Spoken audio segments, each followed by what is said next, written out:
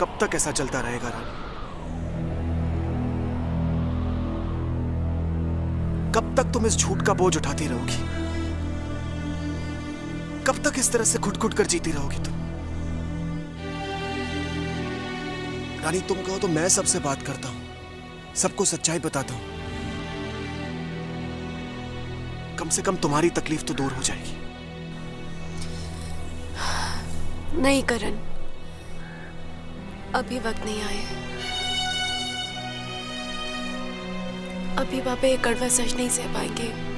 लेकिन तुम्हारा क्या रानी? मैं तुम्हें इस तरह से उदास नहीं देख सकता। घर में सब उसे राज समझते हैं,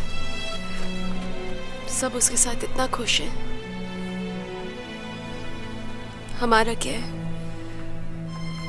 हम तो राज को मन ही मन याद करके खुश हो लेते हैं। बस जब भी मंगलसूत्र देखते हैं तो हमारी हिम्मत टूट जाती है, मन बेचैन हो जाता है। कभी ये मंगलसूत्र हमारी पहचान हुआ करती थी, आज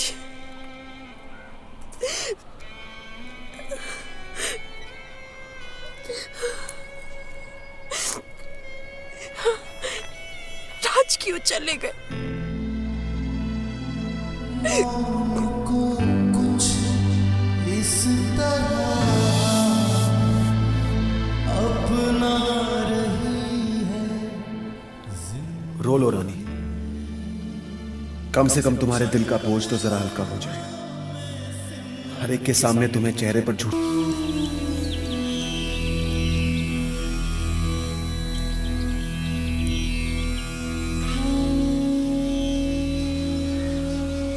कोमल, बेटा जी कराया कि पेंटिंग की जाए, मेरा साथ दोगी? हाँ, आओ।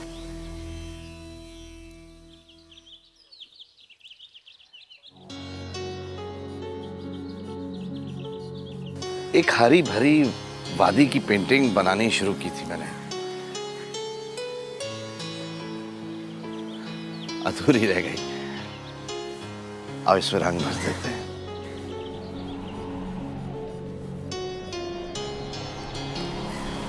ये लो।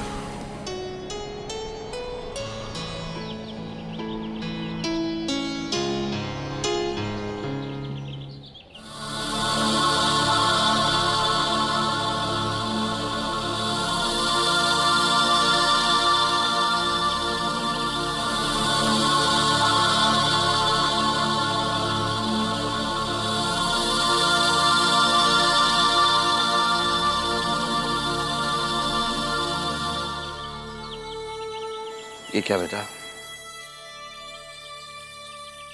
ये रंग तो वीराने का है, पतझड़ का है। ये उदास रंग क्यों? यहां और भी तो रंग हैं जो बाहर बिखेर देंगे इस वादी में। पर पापा, पतझड़ में बाहर के रंग? पतझड़ में पत्ते गिरते हैं, तभी तो कोपले फूटते हैं। और तभी तो बाहर के रंग छा जाते हैं।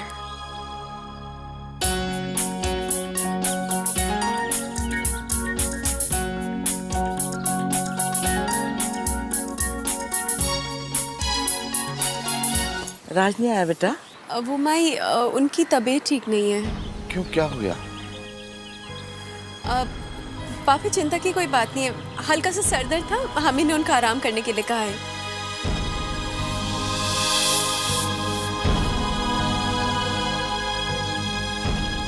राज तो यही है।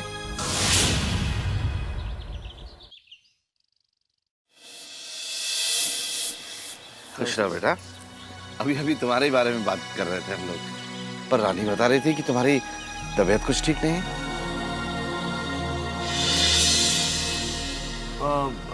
अब मैं ठीक हूँ। वो रानी यूं ही इतना चिंता करती रहती। हाय कोमल जी। हाय।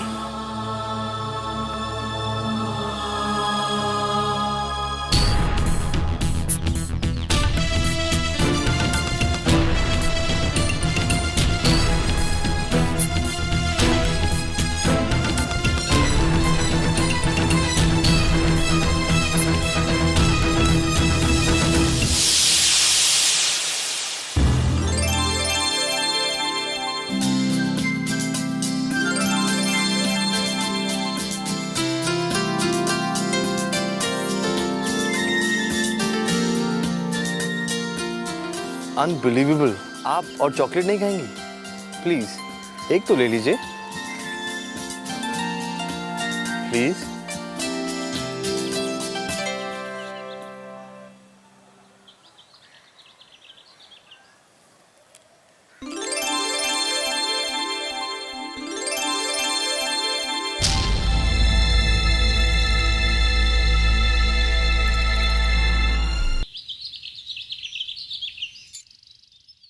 तुम्हारे सामने हाथ जोड़ती हूँ, तुम्हारे पैर पड़ती हूँ।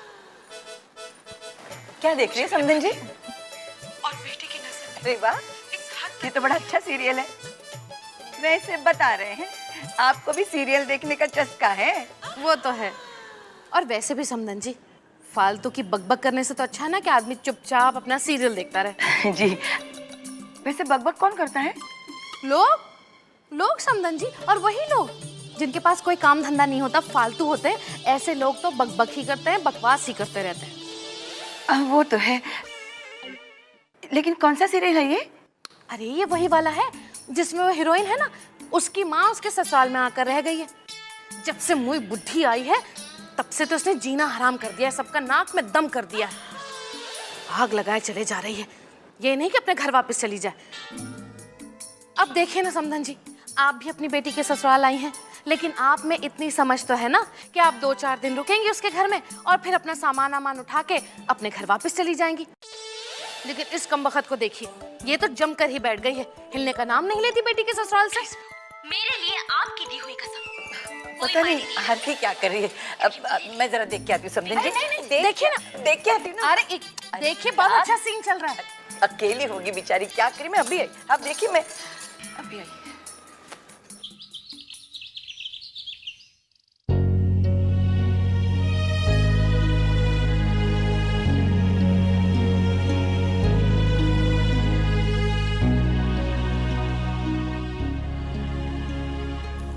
राज, ये क्या कर रहा है बेटा तू? माँ वो शर्ट का बटन टूट गया था। अरे तो रानी ने लगा कर नहीं दिया? अरे माँ, जीती रहे बेटा, खुश रहे। तूने इसकी शर्ट में बटन क्यों नहीं लगाया? माँ नहीं माँ, रानी ने तो कहा था, लेकिन मैंने ही मना कर दिया। उसे ऑफिस के लिए देर भी हो रही थी ना। देख राज, एक बात कह देती हूँ, ये सब कुछ नहीं चलेगा। तू अगर ये हरकतें करेगा तो इसे अच्छा नहीं लगेगा। ये तुझे तकलीफ में नहीं देख सकती बेटा, और मैं इसे तकलीफ में नहीं देख सकती, समझा? इसलिए तू शर्ट में बटन नहीं लगाएगा। माँ, हम आपके लिए चाय बनाते हैं। अरे नहीं बेटा, रहने दे चाय। वो घर में अशांति आई हुई है ना, जाना पड़ेगा। अशांति माँ? अरे वही आरती की माँ शांति। अरे रानी जब से आई है ना, मेरा तो जीना हराम कर दिया उसने, नाक में दम कर दिया है राज बेटा उसने। जब देखो तो कुछ ना कुछ करती रहती है, कुछ ना कुछ बोलती रहती है। अरे आजकल तो ऐसा लगता है जैसे मैं उस घर में मेहमान हूँ और घर उसका है। अरे रानी बेटा, तुम दोनों वहीं क्यों नहीं आ जाते खाना खाने के लिए? साथ में खाना खाएंगे। जी माँ। और वैसे भी तुम दोनों अगर वहां आओगे तो मेरा ध्यान जो है वो यहाँ वहां नहीं भटकेगा, न किसी अशांति की तरफ न किसी शांति की तरफ। मैं चलती हूँ, तुम लोग दोनों जल्दी आ जाओ। ठीक है माँ।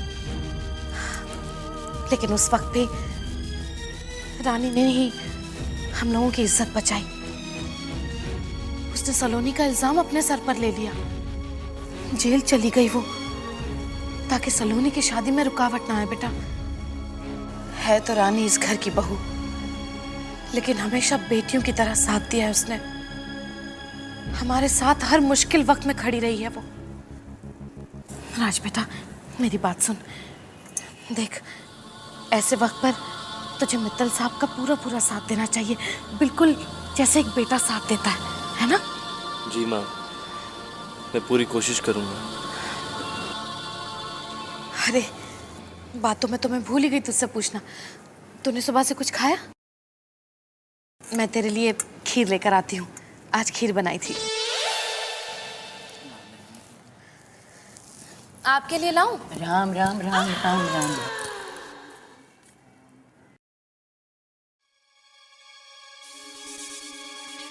वैसे बता रहे हैं, अब मुझे ही कुछ करना पड़ेगा। इस राज का इस घर में आना कम करवाना पड़ेगा, और दामाद जी को आरती की मुट्ठी में लाने का काम मुझे ही करना पड़ेगा। राम राम राम राम राम राम राम राम राम राम राम राम राम राम।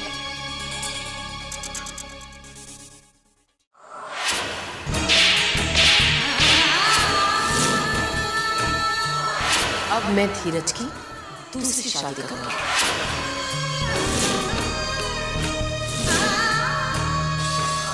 वैसे भी अमृतलाल मेरे बहुत पीछे पड़ा अपनी बेटी को लेकर। 9 करोड़ रुपए देने को तैयार है वो, 9 करोड़।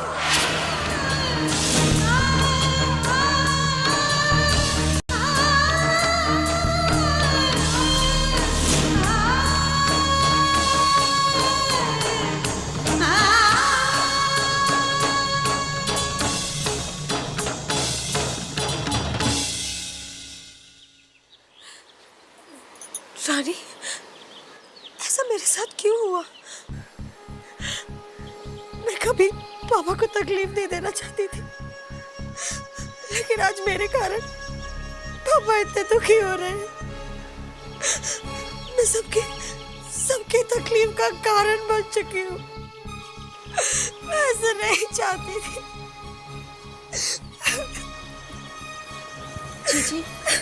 जीजी, प्लीज रोइए मत। हमारे पापा बहुत हिम्मत वाले हैं, वो अपने ऊपर कोई भी तकलीफ सह सकते हैं, लेकिन वो अपनी बेटियों के आंसू नहीं सह पाएंगे। जीजी,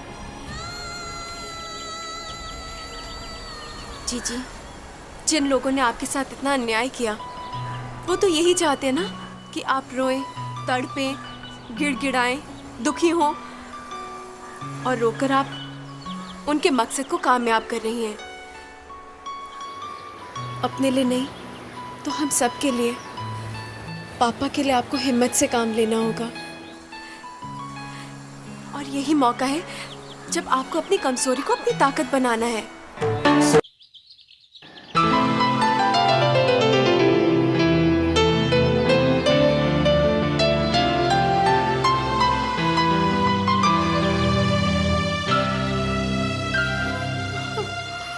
अरे मम्मी जी,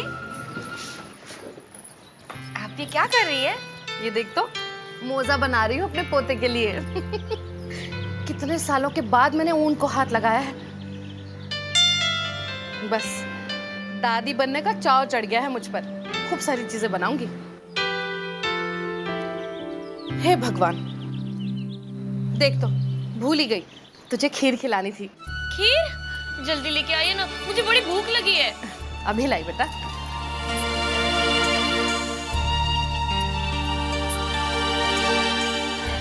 अरे आरती, नींद पूरी हो गई तेरी? बहुत अच्छी हुई। तो यहाँ क्या कर रही है? अच्छा, कुछ खाएगी तू?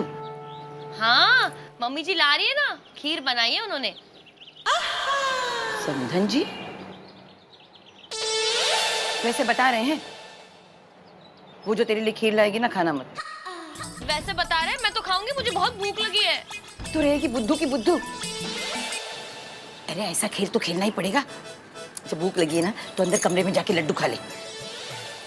शाम को दामाद जी आने के बाद इससे भी मीठी खीर खाने को मिलेगी तुझे। वैसे बता रहे, आपकी फिर से सारी बातें ना मेरे भेजे में जा नहीं रही है। जो मैंने कहा वही कर बस।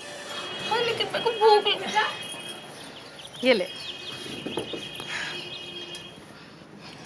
ले खीर खा।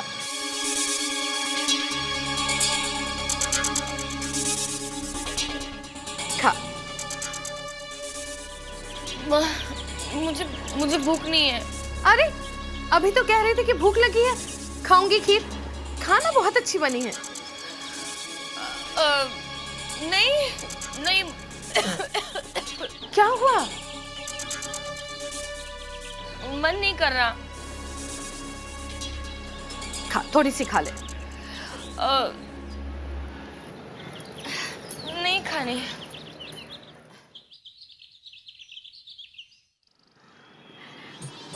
वैसे समधन जी बनी बहुत अच्छी है।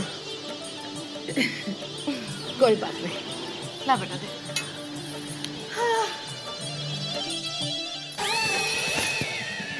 चिंता मत कर बेटी, अब आएगा असली मजा। वो कैसे? तू मुझे पान खिला और तू ये काजू खा। चल।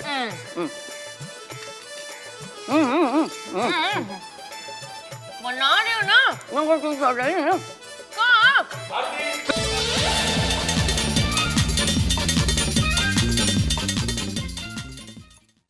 आरती कब से मैं। कैसी तबीयत है बेटा? पहले से ठीक है ना?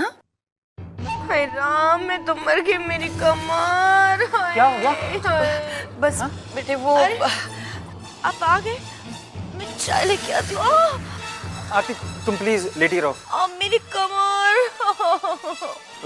मम्मी जी क्या हुआ? नहीं माँ, नहीं माँ, नहीं अम्मा, तुम्हें मेरी कसम। छोड़ो, कसम को बोलने दो मम्मी जी को। अच्छा क्या हो गया? क्या कहें दामाद जी, कहना तो नहीं चाहिए लेकिन कहना पड़ रहा है। अब आखिर माँ हो ना बेटा, कब तक मैं बर्दाश्त करूंगी? पूरा दिन घर की चक्की में पिसती रहती है।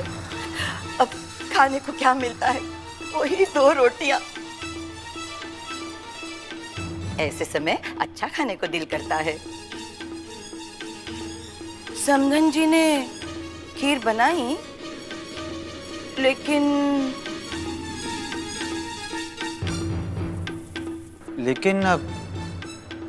क्या? आरती ने नहीं खाई, बाकी सब ने खाई। यहाँ तक कि तुम्हारा वो भाई है ना राज, उसे भी खिलाई। लेकिन मेरी बेटी के पेट में 2 चम्मच खीर नहीं गई बेटा, नहीं गई। अम्मा रो मत अम्मा। मम्मी जी माँ ऐसा क्यों करेंगी? हाँ, राज उनका लाडला है ना बेटा। होता है कभी कभी किसी बच्चे पे ज्यादा प्यार होता है, लेकिन दूसरे के साथ सौतेला व्यवहार तो नहीं करना चाहिए ना बेटा, नहीं करना चाहिए ना।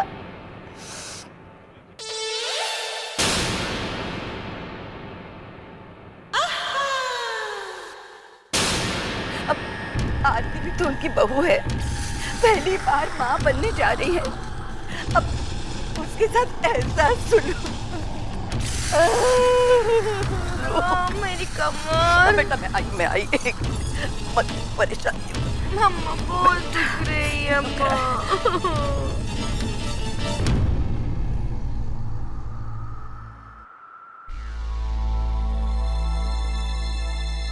तलवार साहब, आप समझ गए ना केस क्या है? ये लोग ना सिर्फ कोमल को टॉर्चर कर रहे हैं बल्कि उस पर बदचलनी का इल्जाम भी लगा रहे हैं। और ये सब ये लोग इसलिए कर रहे हैं ताकि जल्दी से कोमल से तलाक मिल जाए और उसके बाद वो अपने लड़की की शादी किसी ऐसी जगह पे कराएं जहां उन्हें बहुत सारा दहेज मिल रहा हो। मिस्टर अग्रवाल, अगर देखा जाए तो उनके केस में कोई दम नहीं है, जबकि हमारा केस काफी मजबूत है। मैं आपको यकीन दिलाता हूं, वी विल गेट जस्टिस। देखिए वकील साहब, मैं बस ये चाहता हूं कि मेरी बेटी पर लगे ये झूठे इल्जाम धुल जाए।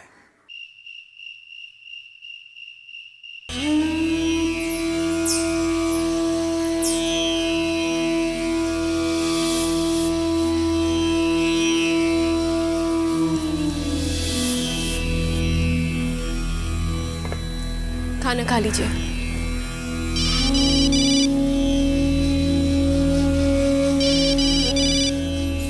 हेलो। हाँ रानी, मैं पुनीत बोल रहा हूँ। तुम्हारा मिस्ड कॉल देखा, तुमने फोन किया था मुझे? जी जीजू, हमी ने फ़ोन किया था। दरअसल पूछना चाह रहे थे कि लॉयर ने क्या कहा। लॉयर ने? अरे राज तुम्हें मिला नहीं क्या? नहीं जीजू, वो राज से हमारी अभी तक मुलाकात नहीं हुई। नहीं, लॉयर ने क्या कहना है? लॉयर ने कहा परेशानी की कोई बात नहीं है, हमारा केस बहुत स्ट्रांग है, केस हम ही जीतेंगे।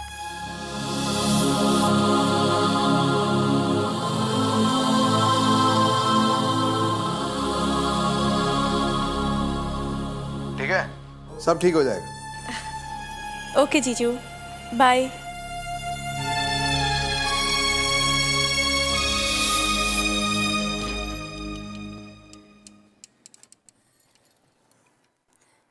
राज, अब तक आप ही हमारी हिम्मत थे।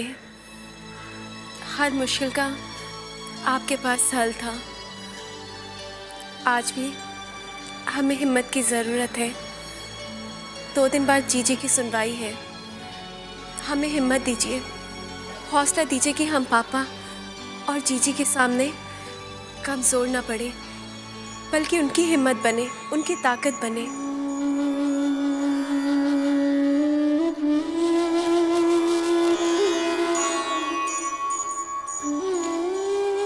आई विश सब ठीक हो जाए।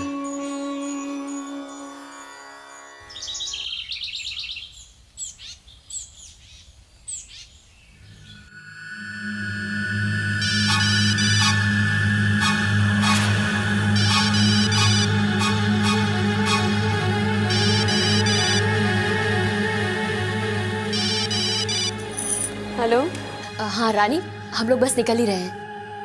आज केस का पहला दिन है ना, इसलिए हम लोग पापा के साथ ही जाएंगे। जी जी जी, हम भी निकल ही रहे हैं। बाय।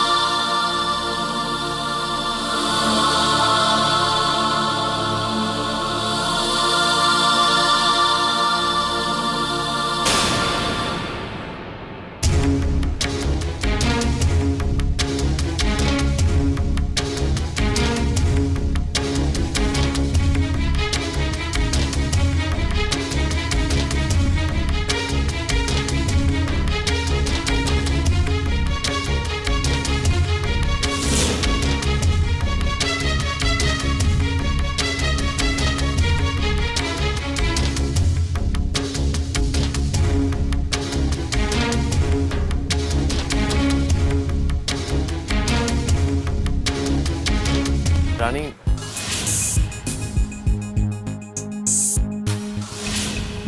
मुझे जरा घर की चाबी देना, मैं अपना वॉलेट भूल गया हूँ।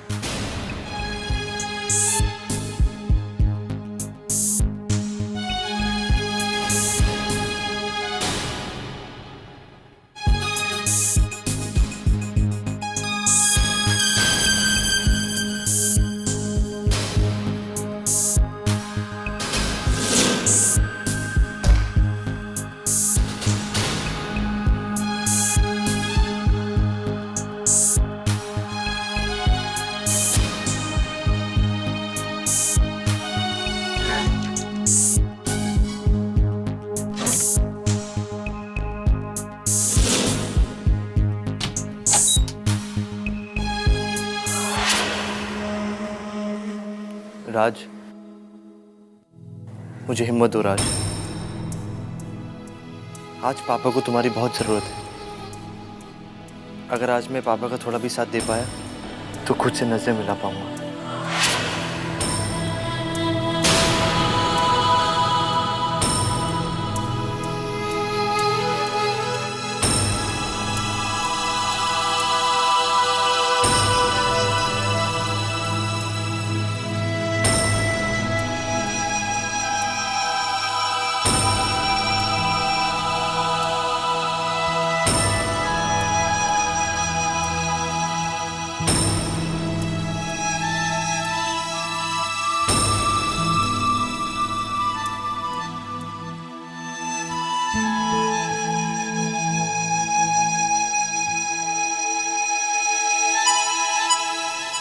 भाई जी, सच्चे लोगों के सर पर हमेशा भगवान जी का हाथ रहता है। हम क्यों डरें फिर? आप देखिएगा, राम जी सब भली करेंगे। पापा चलें, अब हमें चलना चाहिए।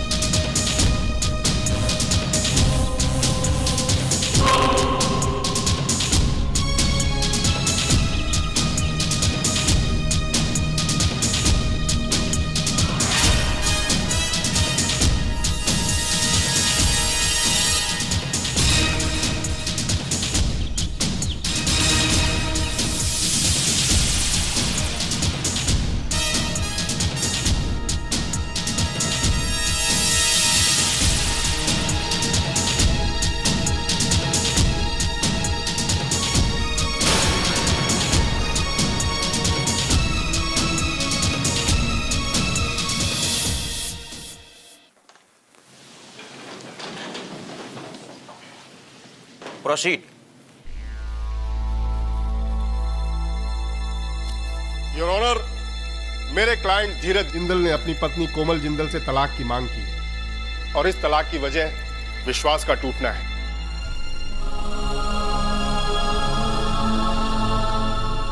पति पत्नी के रिश्ते की बुनियाद प्यार और विश्वास होता है मिलॉर्ड, लेकिन जब न प्यार मिले और न ही विश्वास, तो ये रिश्ता रिश्ता न रहकर एक बंधन बनकर रह जाता है।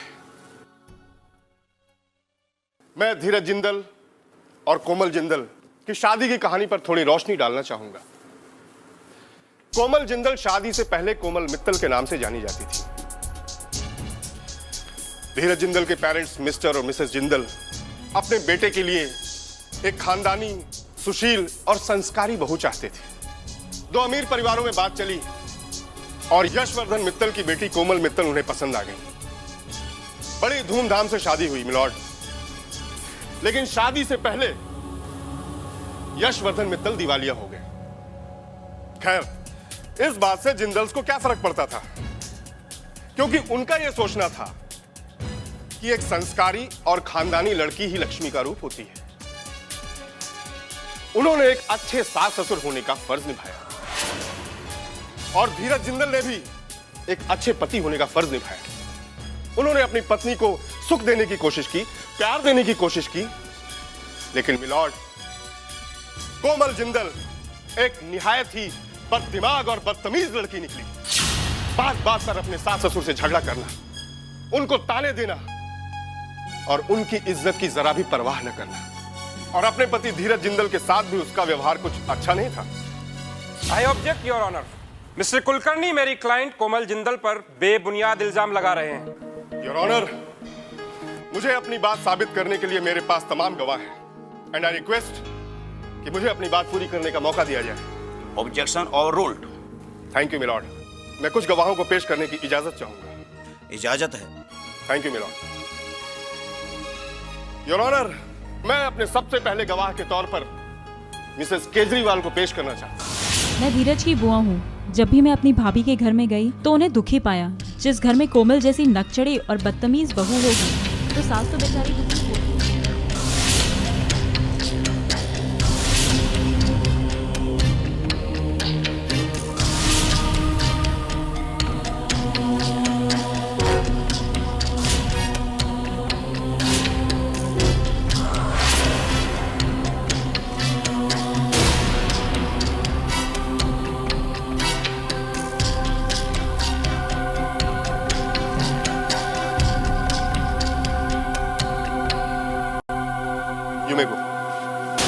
योर ऑनर,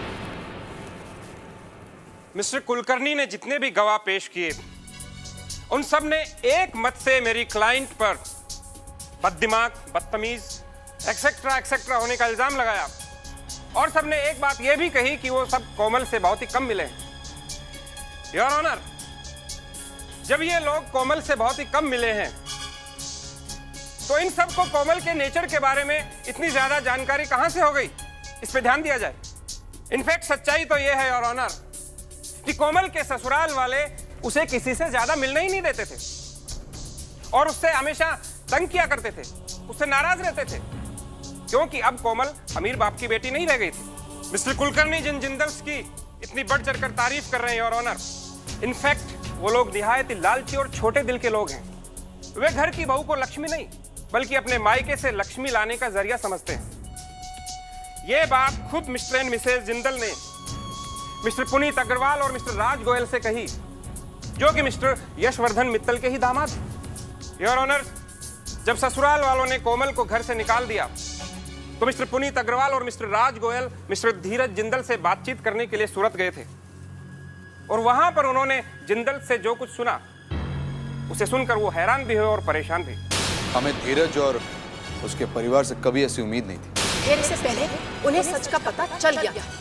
अगर उसी वक्त बता देते तो हम ये शादी ही नहीं करते। मम्मी जी का फैसला है, मेरा फैसला है। कोमल को शादी के बाद से ही तंग किया जाने लगा था, यहाँ तक कि मिसेज जिंदल ने उन पर अनेक बार हाथ भी उठाया, लेकिन कोमल ने कभी भी ना तो अपने पिता से शिकायत की ना ही अपनी बहनों से कुछ कहा। अगर वो थोड़ी भी बददिमाग या बदतमीज होती योर ऑनर तो चुपचाप रहने की जगह 2 की 4 सुनाकर हंगामा खड़ा कर सकती थी। You're right, मिस्टर तलवार। योर ऑनर, वाकई ये सोचने की बात है कि इतने अत्याचार होने के बावजूद कोमल जिंदल अपने मायके क्यों नहीं लौट गई, वो ससुराल में ही क्यों रहती रही। इसके पीछे एक कारण है मिलॉर्ड, और वो कारण है कोमल का चरित्र। यस मिलॉर्ड, अदालत को यह जानकर हैरानी होगी कि बेहद मासूम दिखने वाली कोमल जिंदल का असली चेहरा कुछ और ही है। इस मासूमियत के पर्दे के पीछे एक धोखेबाज और चरित्रहीन औरत की तस्वीर है मिलॉर्ड। क्या कोई पति ये बर्दाश्त कर सकता है कि उसकी पत्नी बददिमाग और बदतमीज होने के साथ साथ चरित्रहीन भी हो? तरस आता है मुझे उस जिंदल खानदान पर जिसे बहू के रूप में एक बदचलन औरत मिली। वाकई ये सोचने की बात है कि इतने अत्याचार होने के बावजूद कोमल जिंदल अपने मायके क्यों नहीं लौट गई, वो ससुराल में ही क्यों रहती रही। इसके पीछे एक कारण है मिलॉर्ड, और वो कारण है कोमल का चरित्र। कोमल का चरित्र।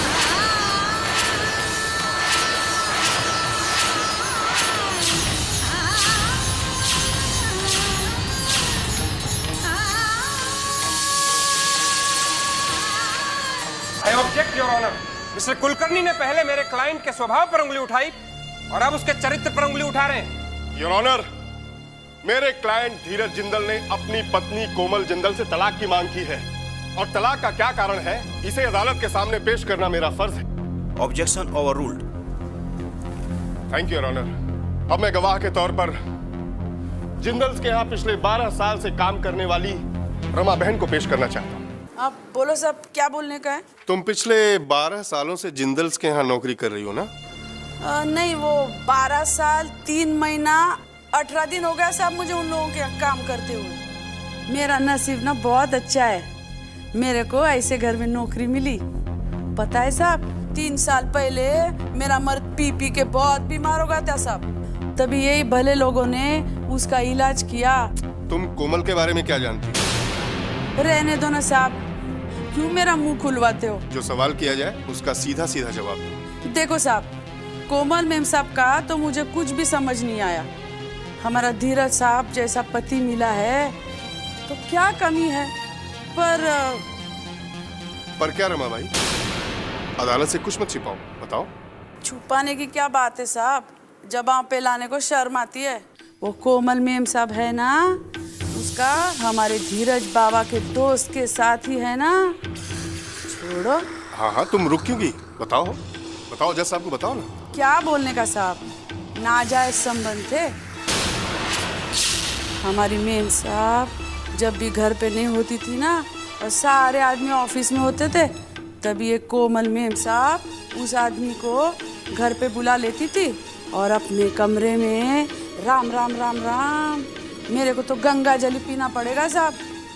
That's all, Your Honor. ये कहने की बात नहीं है कि एक बददिमाग पत्नी को एक पति बर्दाश्त तो कर सकता है, लेकिन एक बदचलन पत्नी को क्या कोई पति बर्दाश्त कर पाएगा? Your witness, please. आप अपने मालिक के लिए कुछ भी कर सकती हैं। हाँ, क्यों नहीं? झूठ भी बोल सकती हैं। हाँ नहीं, मेरा मतलब झूठ नहीं। आप जा सकते हैं। नहीं नहीं। योर ऑनर, मैं इस अदालत से दरख्वास्त करूंगा कि जिंदल्स के एहसानों के तले दबी हुई रमा बहन की गवाही को कोई इंपॉर्टेंस ना दी जाए। I object your honour. Rama बहन की गवाही को नकारा नहीं जा सकता। Objection sustain. चलिए माना कि रमा बहन जिंदल्स के एहसानों तले दबी है, वो वहां पे नौकरानी है, लेकिन अब जो सच्चाई मैं इस अदालत के सामने पेश करने जा रहा हूं उससे दूध का दूध और पानी का पानी हो जाएगा। सारी सच्चाई सामने आ जाएगी। Please come.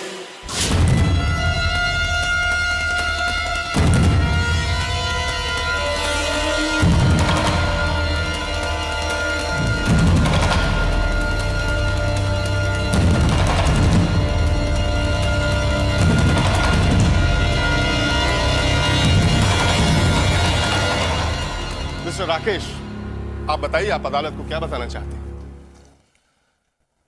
धीरज का दोस्त हूं, इसलिए उसके घर में आना जाना लगा रहता था। धीरज के घर में जाने की वजह सिर्फ उसकी दोस्ती ही नहीं, बल्कि कोमल जिंदल के साथ मेरे संबंध भी।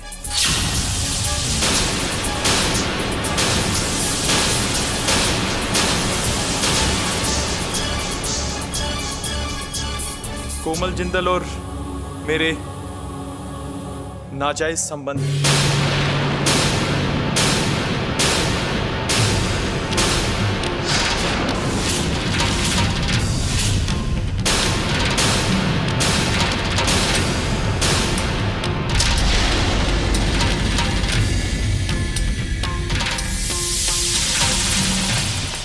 तो आपके और कोमल जिंदल के बीच नाजायज संबंध थे।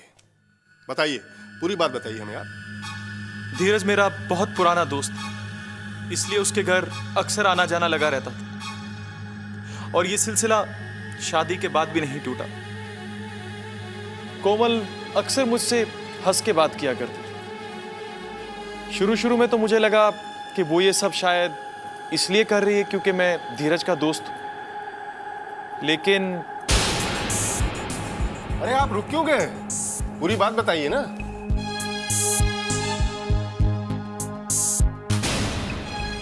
जी, कुछ ही दिनों में मैं कोमल की नजरें और उसके इरादे समझ गया था। कोमल ने मुझे अपने से रिश्ता जोड़ने के लिए बहुत मजबूर किया। मैंने उसे बहुत समझाया, धीरज और अपनी दोस्ती का वास्ता दिया, पर वो ना मानी। कोमल ने कहा कि उसने ये शादी अपने पापा की जिद की वजह से की।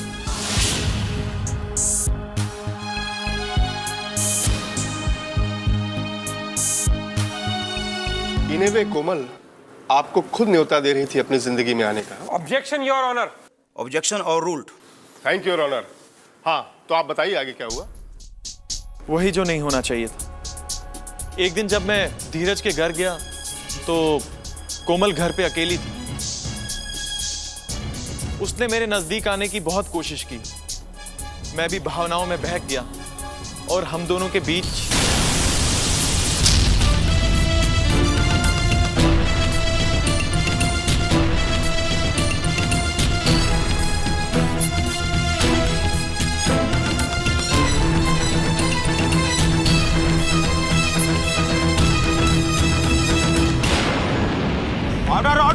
ऑर्डर। Your witness please. आप ये तो जानते ही होंगे कि ताली एक हाथ से नहीं बजती। जी हाँ। तो फिर जिस नाजायज संबंध की आप बात यहां कर रहे हैं, उसे निभाने में अगर कोमल जिम्मेदार है तो इस गुनाह में आप भी बराबर के हिस्सेदार हैं। और मुझे हैरानी इस बात की हो रही है कि आप इस अदालत में अपना गुनाह कबूल कर रहे हैं या कोमल पर इल्जाम लगा रहे हैं। जज साहब, मैं अपने दिल पे पड़ा हुआ बोझ हल्का कर रहा हूं। कोमल और मेरे रिश्ते की वजह से मेरी और मेरी पत्नी के बीच में भी तनाव बढ़ गया था। वो मुझे छोड़कर अपने मायके चली गई थी। उन दिनों वो प्रेग्नेंट थी। कुछ ही दिन पहले उसने हमारे बेटे को जन्म दिया। ये सब देखकर जज साहब मुझे परिवार क्या होता है, सच्चे रिश्ते क्या होते हैं, ये सब मेरी समझ में आ गया। मैंने कोमल को बहुत समझाया, लेकिन वो ना मानी। वो तो मुझसे रिश्ता तोड़ना ही नहीं चाहती। मजबूरन मुझे ये सब धीरज को बताना पड़ा, और इसलिए आज मैं अदालत में सबके सामने सारी बात सच सच बता रहा हूं। अच्छा, आप कहानियां बहुत अच्छी सुना लेते हैं, लेकिन अदालत कहानियां नहीं सुनती।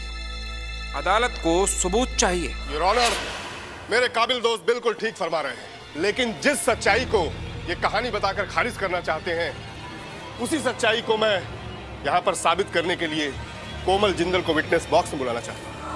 आप मिस्टर राकेश अरोरा को पहचानती हैं? जी हाँ, वो मेरे पति के दोस्त हैं। आपके घर अक्सर आया जाया करते थे? जी। आप इनसे काफी फ्री हैं, मेरा मतलब हंसी मजाक वगैरह वगैरह?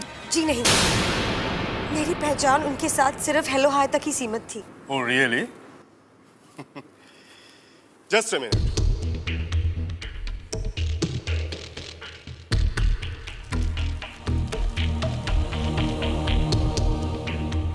इन तस्वीरों को जरा गौर से देखिए। आपकी पहचान मिस्टर राकेश अरोरा से सिर्फ हाय हेलो तक है?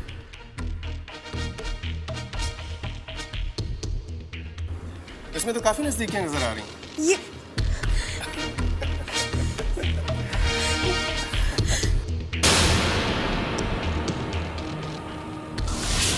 योर ऑनर, इन तस्वीरों पर आप भी निगाह डालिए और ये देखिए कि अगर हाय हेलो का रिश्ता ऐसा है तो फिर प्यार मोहब्बत का रिश्ता कैसा होगा।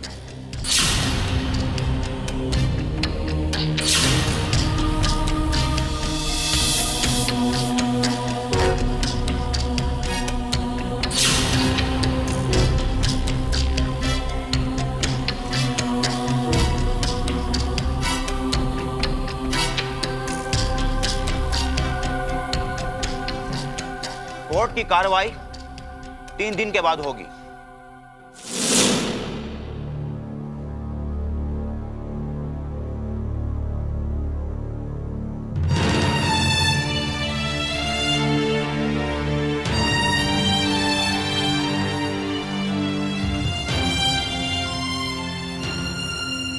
कैसे आदमी हो तुम पति हो या?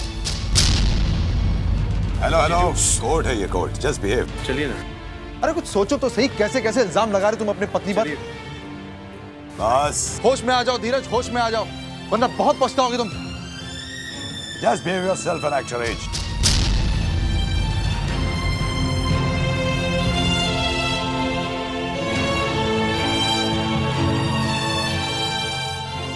अरे कुलकर्णी, अब तो ऐसा लगता है कि हम केस जीत ही गए हैं। बेशक।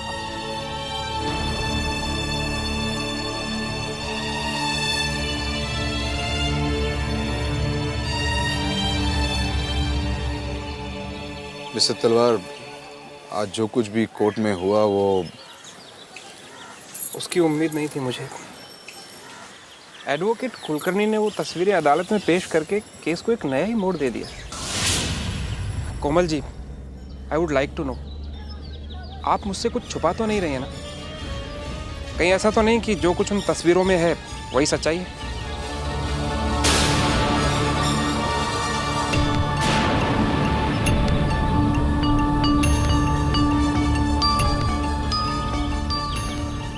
मिस्टर तलवार, मैं समझ सकता हूं कि आपको यह हक है ऐसे सवाल पूछने का कोमल को, लेकिन हम सब जानते हैं, आप भी जानते हैं कि ये तस्वीरें झूठी हैं। आई अंडरस्टैंड मिस्टर अग्रवाल, लेकिन उन तस्वीरों में कोमल ही है।